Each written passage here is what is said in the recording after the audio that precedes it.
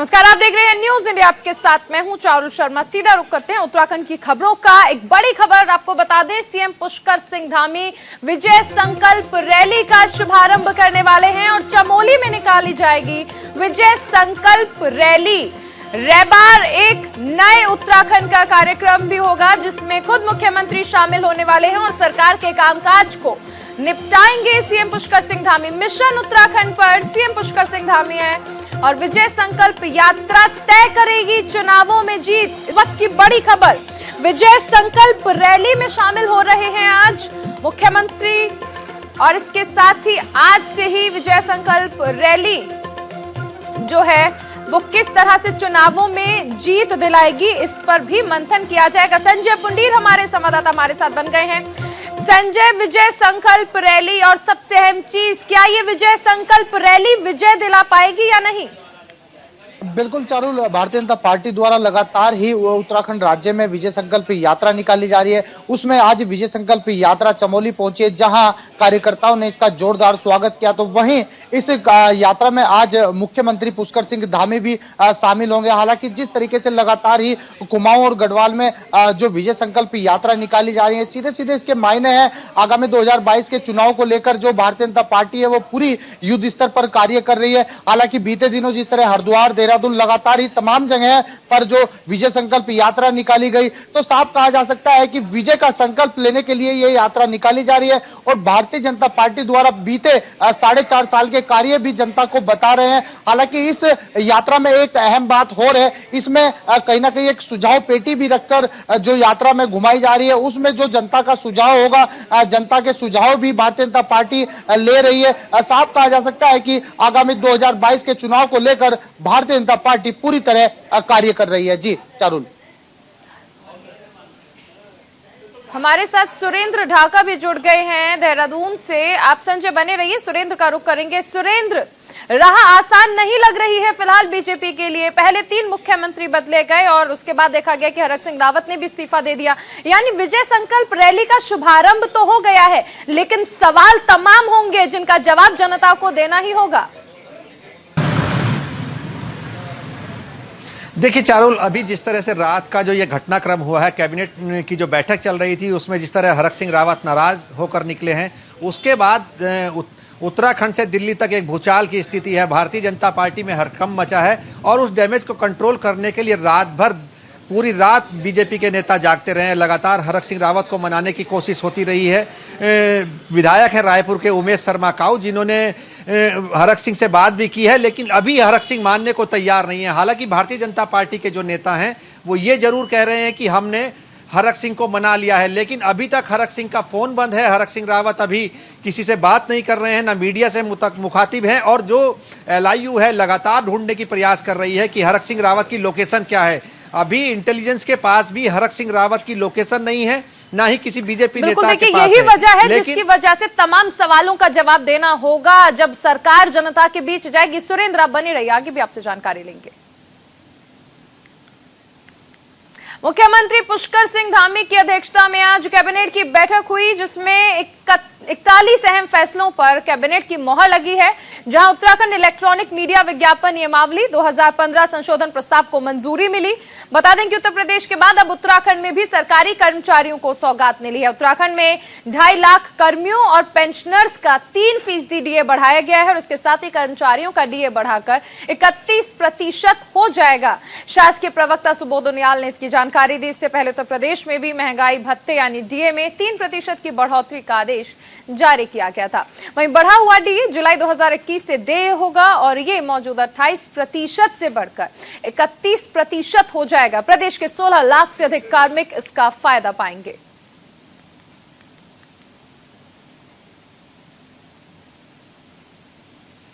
तो कैबिनेट की बैठक हुई है जिसमें तमाम अहम फैसले लिए गए हैं। महंगाई भत्ते में बढ़ोतरी को भी मंजूरी मिल चुकी है। लगभग 41 फैसलों को मंजूरी। जनहित में निर्णय लिया गया, जो राज्य में जो प्राकृतिक आपदा के कारण प्रभावित होते हैं परिवार, उनमें 2011 की सेंसस के हिसाब से आज तक परिवार की परिभाषा में आते थे।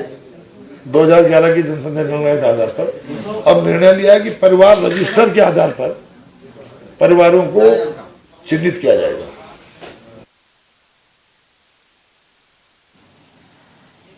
तो आखिर क्या क्या फैसले लिए गए, सीधा रुख करेंगे। हमारे संवाददाता सुरेंद्र हमारे साथ जुड़े हुए हैं। सुरेंद्र, आपके पास आना चाहेंगे। 41 प्रस्तावों को मंजूरी मिली है, यानी बहुत अहम ये बैठक रही है कैबिनेट की। देखिए, जाहिर सी बात है, अब चुनावी जो टाइम है वो नज़दीक आ गया है और ये सेकंड लास्ट जो कैबिनेट थी सरकार की, ये सेकंड लास्ट कैबिनेट मानी जा रही है। इसमें तमाम अहम फैसले लिए गए हैं, लेकिन इस फैसले के बीच एक रात जो कैबिनेट चल रही थी उसमें कैबिनेट के चलते चलते एक अंदर खाने जो हरक सिंह रावत है वो नाराज हुए हैं और जितने फैसले हुए उन फैसलों को कोई याद नहीं कर रहा है। सिर्फ अब हरक सिंह रावत को उत्तराखंड की राजनीति में याद किया जा रहा है और हरक सिंह रावत इन फैसलों से खुश थे, लेकिन जिस तरह जो कोटद्वार का मेडिकल कॉलेज है उसको लेकर बवाल मचा है, उसको लेकर हरक सिंह रावत नाराज होकर कैबिनेट से निकले हैं। चारुल, तो अब उत्तराखंड की राजनीति गरमाई हुई है, क्योंकि हरक सिंह रावत ने जब भी मुख्यमंत्री जब भी मंत्री पद संभाला है उसके बाद वो कोई भी अपना मंत्री पद का कार्यकाल जो है वो पूरा 5 साल नहीं कर पाए हैं और बीच में रिजाइन कर देते हैं। हालांकि अभी ऑफिशियल रिजाइन नहीं दिया है उन्होंने, लेकिन हरक सिंह रावत उत्तराखंड की राजनीति में फिलहाल केंद्र बिंदु है। लगातार केंद्रीय नेता बात करने को प्रयास किया जा रहा है उनके द्वारा। मुख्यमंत्री ने लगातार रात भर प्रयास किया है हरक सिंह को मनाने का, लेकिन अभी हरक सिंह रावत से किसी का कोई संपर्क नहीं है। जो बीच के मीडिएटर हैं रायपुर विधानसभा के विधायक उमेश शर्मा काऊ, तो उन्होंने एक जरूर पहल की है। वो कह रहे हैं सबने सब ठीक कर लिया, लेकिन लगता नहीं है। जिस तरह अभी भी हमारी जो शासकीय प्रवक्ता हैं सुबोध उनियाल, उनसे बात हुई है, उन्होंने कहा है कि नाराजगी थी जनता के विकास को लेकर। हालांकि जो कैबिनेट है हमने उसमें तमाम तरह के मुद्दे रखे, लेकिन ये छूट गया है, इसे आगे देख लेंगे। लेकिन अभी इस कैबिनेट में जो कल बखेड़ा हुआ है उसके बाद भारतीय जनता पार्टी पूरी तरह सत्ते में है। चारुल, बिल्कुल सुरेंद्र, आप बने रहिए। हमारे साथ संजय पुंडीर भी बने हुए हैं। संजय, कहा जा सकता है कि क्योंकि अब सरकार में देखिए चुनाव का वक्त है और सबसे अहम चीज की बहुत बारीक चीजों का भी ख्याल रखा गया है। डीए में बढ़ोतरी हुई है, इसके अलावा तमाम ऐसे फैसले लिए गए हैं जो जनता के लिए लोक लुभावन हो सकते हैं चुनाव से पहले। अब बिल्कुल चारुल, जिस तरीके से 2022 के चुनाव नजदीक है, ऐसे में लगातार ही धामी सरकार जनता के हित में तमाम फैसले लिए जा रहे हैं। हालांकि लगातार जो कार्य पेंडिंग थे उन पर भी कहीं ना कहीं मोहर लगी है। इसमें साफ कहा जा सकता है कि आगामी 2022 के चुनाव पर कितना असर पड़ेगा। तमाम जो कार्य थे, हालांकि 41 फैसलों पर मोहर लगी है। अब चुनाव को लेकर जो धामी सरकार है वो पूरी तरह सक्रिय है और जो भी पेंडिंग कार्य थे वो तमाम निपटा दिए गए। हालांकि तमाम तरह की योजनाएं हैं और तमाम जो स्वीकृत कार्य थे उन पर भी मोहर लग गई है। जी चारुल, बिल्कुल, आप बने रहिए संजय, आगे भी आपसे जानकारी लेंगे। उधर कैबिनेट मंत्री हरक सिंह रावत की सीएम धामी से बातचीत हुई है। विधायक उमेश शर्मा ताऊ से मुलाकात भी हुई है। बातचीत के बाद हरक सिंह रावत की नाराजगी दूर हुई है। कोटद्वार में मेडिकल कॉलेज को लेकर हुए थे नाराज। इस वक्त की बड़ी खबर, तो तमाम एजेंसियां ढूंढ रही हैं कि आखिर हरक सिंह रावत कहां हैं और कैसे उनकी नाराजगी को दूर किया जाए। लेकिन फिलहाल बड़ी खबर ये आ रही है कि मुख्यमंत्री पुष्कर सिंह धामी से बातचीत हुई है हरक सिंह रावत की, जिन्होंने कल इस्तीफा दे दिया था। कोटद्वार में मेडिकल कॉलेज वो बनाना चाहते थे, लेकिन फिलहाल सरकार की ओर से कोई ठोस आश्वासन नहीं मिल रहा था, जिसकी वजह से नाराजगी। सुरेंद्र हमारे साथ बने हुए हैं देहरादून से। सुरेंद्र, फिलहाल कहीं ना कहीं ये कहा जा रहा है कि नाराजगी जो है हरक सिंह रावत की वो दूर हो गई है। क्या ये सरकार सिर्फ और सिर्फ बताने के लिए और जनता के सामने बचाव करने के लिए ये बयान दे रही है, या फिर वाकई बातचीत जो है वो अच्छी हुई है, तालमेल एक बार फिर से हरक सिंह रावत से बन गए हैं? देखिए, अभी Bharatiya Janata party damage control में जरूर लगी है, लेकिन अभी हरक सिंह रावत किसी के संपर्क में नहीं है। रात 1 बजे के लगभग उमेश शर्मा काऊ जो रायपुर के विधायक हैं, उनकी एक बार बात हरक सिंह रावत से जरूर हुई है, लेकिन अभी किसी को हरक सिंह रावत की लोकेशन का मालूम नहीं है। रात मुख्यमंत्री और तमाम बड़े नेता दिल्ली तक के फोन बजते रहे, लेकिन हरक सिंह रावत ने किसी से संपर्क नहीं किया। हरक सिंह रावत का साफ कहना था जब वो निकले, उन्होंने कहा कि कोटद्वार मेडिकल कॉलेज वो अपने लिए नहीं बना रहे हैं, वो जनता के लिए है और क्षेत्र में यदि विकास नहीं होगा तो उसके बाद वो प्रतिनिधित्व करके क्या करेंगे जनता का। उसके बाद रात में आनन फानन में 5 करोड़ रुपए की राशि जो मेडिकल कॉलेज है उसको जारी की गई है, कोटद्वार मेडिकल कॉलेज को। तो उसके बाद एक बयान जरूर आ रहा है राजनीतिक हलकों से, जो हरक सिंह रावत के जानकार हैं। उन्होंने कहा है कि उनकी हरक सिंह रावत से बात हुई है और उन्होंने कहा है कि 5 करोड़ में तो मेडिकल कॉलेज की बाउंड्री नहीं बनेगी। तो ऐसे में आप समझ सकते हैं कि अभी नाराजगी दूर नहीं हुई है और अभी दोपहर बाद का एक समय आ रहा है कि हो सकता है कि दोपहर के बाद हरक सिंह रावत सामने है और मीडिया से मुखातिब हों और अपनी जो उनका जो पक्ष है वो रखें। लेकिन अभी ऑफिशियल इस्तीफा नहीं दिया गया है, मीटिंग से इस्तीफा कहकर निकले हैं और जिसके बाद उमेश शर्मा काऊ और तमाम बड़े नेताओं को लगाया गया है। शासकीय प्रवक्ता सुबोध उनियाल हैं, धन सिंह रावत हैं स्वास्थ्य मंत्री, उनको लगाया गया है और कई बड़े नेता हैं जिनको इस काम पर लगाया गया है कि वो हरक सिंह रावत को बना ले। लेकिन अभी ऐसा हो नहीं पा रहा है। बना पाएंगे या नहीं? संजय, आपके पास आते हैं, क्या लगता है? कयास ये भी लगाए जा रहे हैं कि कांग्रेस में जा सकते हैं हरक सिंह रावत, यानी आज जब वो मीडिया से मुखातिब होंगे तो बेहद अहम है ये जानना कि क्या नया बयान निकलकर सामने आता है। अपनी बात पर अड़ग रहेंगे इस्तीफे की या फिर कांग्रेस को जाने की जो अटकलें हैं वो दूर होंगी? बिल्कुल चारुल, आपको बता दें जिस तरीके से कल कैबिनेट की बैठक थी और उनका नाराज होकर चले जाना, कहीं ना कहीं पार्टी से नाराज है वो। हालांकि जिस तरीके से वो पिछले लंबे समय से विकास कार्यों को लेकर अपने प्रस्ताव रख रहे थे तो कहीं ना कहीं सरकार उनको दरकिनार कर रही थी। कहा जा सकता है कि वो पिछले लंबे समय से एक मेडिकल कॉलेज की मांग कर रहे थे। हालांकि सरकार की गाइडलाइन के अनुसार एक जिले में एक ही मेडिकल कॉलेज होता है। हालांकि लगातार ही सरकार पर दबाव बना जा रहा था तो उनकी बात नहीं मानने से वो नाराज हो गए और जैसे ही उनकी खबर मिली कि वो इस्तीफा दे रहे हैं तो एक उत्तराखंड की राजनीति में एक भूचाल आ गया। साफ कहा जा सकता है कि अभी कई कयास लगाए जा रहे हैं। अभी ये देखना होगा, जब तक उनसे संपर्क नहीं होता ये कहना उचित नहीं होगा कि वो क्या कर रहे हैं, क्या उनके मन में है। हालांकि लगातार ही जो मीडिया है, तमाम जो टीमें हैं, जो आला अधिकारी है भारतीय जनता पार्टी के, वो भी उनको मनाने में लगे हैं। हालांकि सूत्रों के हवाले से यह भी खबर आ रही है कि उनकी नाराजगी है वो दूर हो गई है। जी चारुल। चलिए संजय, आप बने रहिए, आगे भी आपसे जानकारी ली जाएगी। कैबिनेट मंत्री हरक सिंह रावत की नाराजगी को पूरी तरह से दूर कर लिया गया है और कोटद्वार में मेडिकल कॉलेज की स्थापना के लिए सरकार की ओर से कवायद की जा रही है। प्रदेश के स्वास्थ्य मंत्री डॉक्टर धन सिंह रावत ने इस मामले में कहा कि हरक सिंह रावत की मांग को मान लिया गया है। बता दें कि कोटद्वार में मेडिकल कॉलेज की स्थापना को लेकर हरक सिंह रावत लंबे समय से कैबिनेट में प्रस्ताव पास करने की मांग कर रहे थे। कैबिनेट की बैठक में 45 से ज़्यादा मुद्दे जो है आए हैं और बहुत सौहार्दपूर्ण ढंग से कल कैबिनेट की बैठक हुई है। कल राज्य के हित में हमने कई बड़े फैसले लिए हैं। कर्मचारियों के लिए फैसला लिया है, मेडिकल शिक्षा के क्षेत्र में फैसले लिए हैं, वर्षवार जो हमने नौकरियां करनी थी उनके लिए भी फैसले लिए गए हैं। श्रीनगर में 20,000 लीटर पर मंथ फ्री पानी दिया जाएगा, उसका भी निर्णय कल हमने किया है। और बड़ा निर्णय किया है कि कोटद्वार में एक नया मेडिकल कॉलेज खोला जाएगा। उधर मुख्यमंत्री पुष्कर सिंह धामी ने चंपावत भोजन माता प्रकरण पर नाराजगी जाहिर की और डीआईजी कुमाऊं डॉक्टर नीलेश आनंद भरणे को राजकीय इंटर कॉलेज सूखी ढाग में भोजन माता प्रकरण की जांच की बात कही। मुख्यमंत्री ने कहा कि इस मामले में दुष्प्रचार करने वालों पर भी निगरानी रखी जाएगी। डीआईजी कुमाऊं द्वारा मौके पर जाकर पूरे मामले की जांच की जाएगी।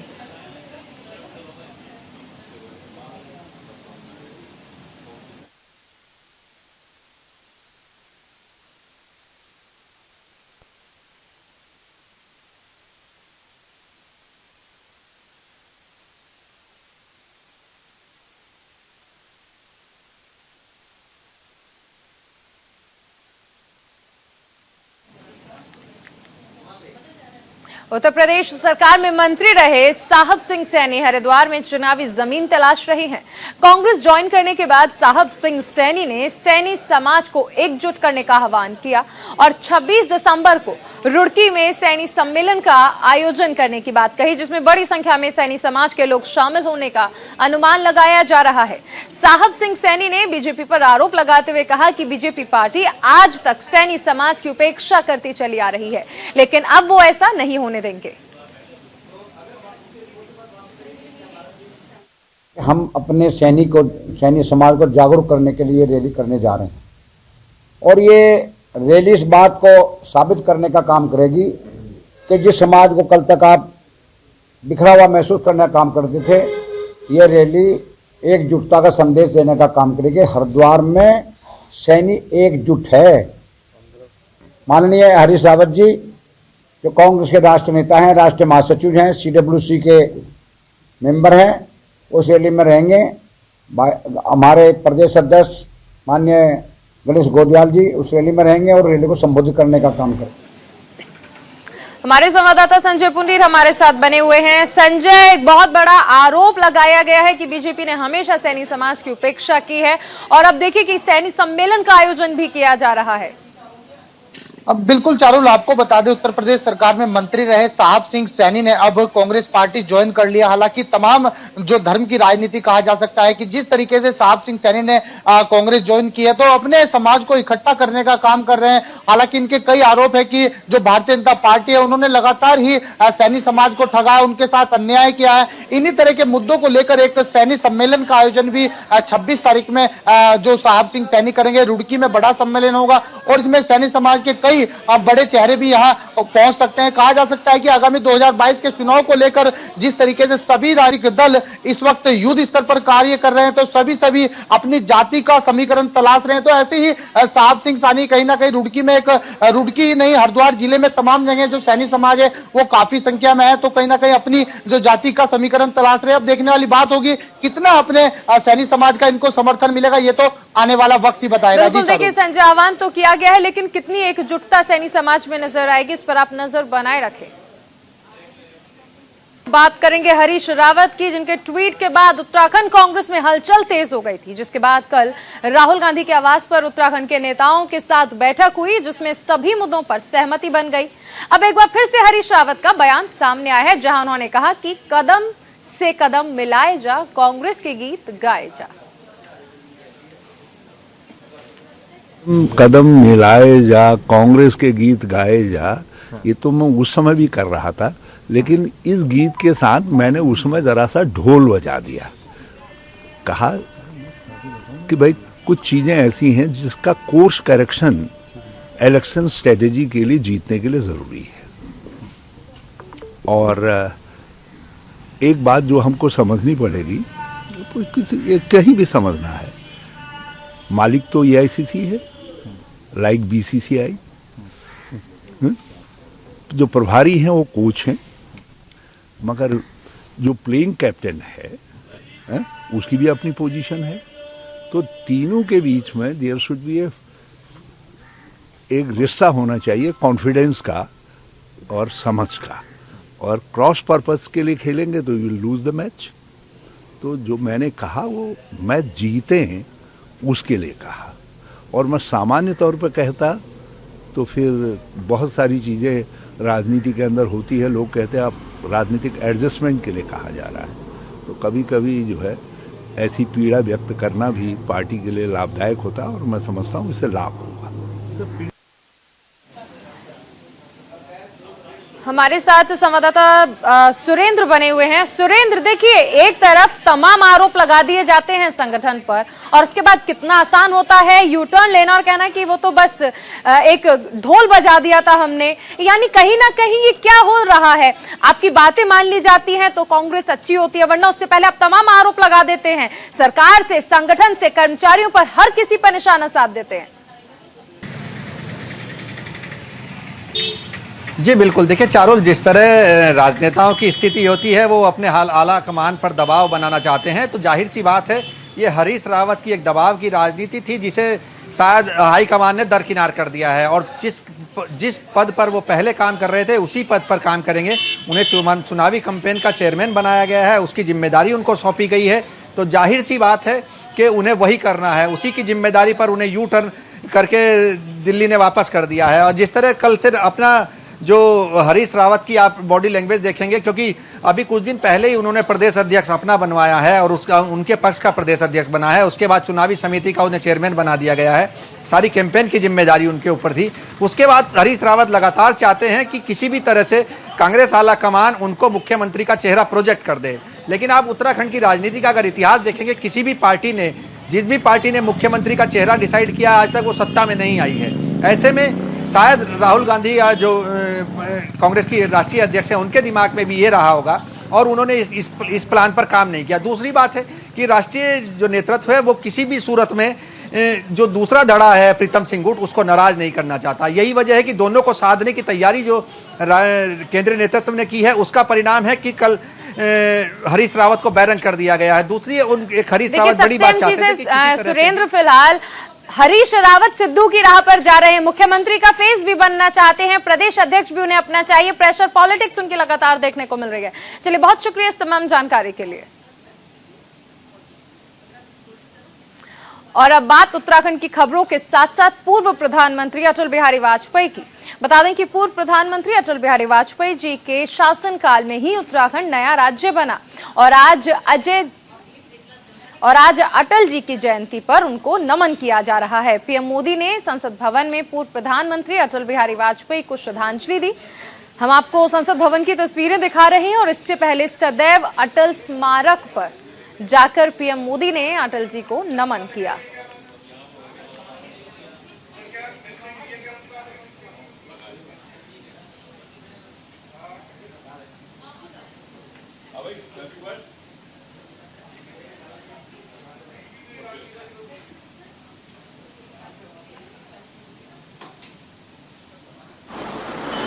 पंजाब के बारे में लिखा था, दूध में दरार पड़ गई। दीवार में दरार पड़ती है, दिल में दरार पड़ती है, लेकिन पंजाब में भाई भाई के बीच में जो स्थिति पैदा हुई उसको मैं इन शब्दों में वर्णित कर रहा हूं। दूध में दरार पड़ गई। खून क्यों सफेद हो गया? खून क्यों सफेद हो गया? भेद में अभेद खो गया। बट गए शहीद, गीत कट गए, कलेजे में कटार गड़ गई, दूध में दरार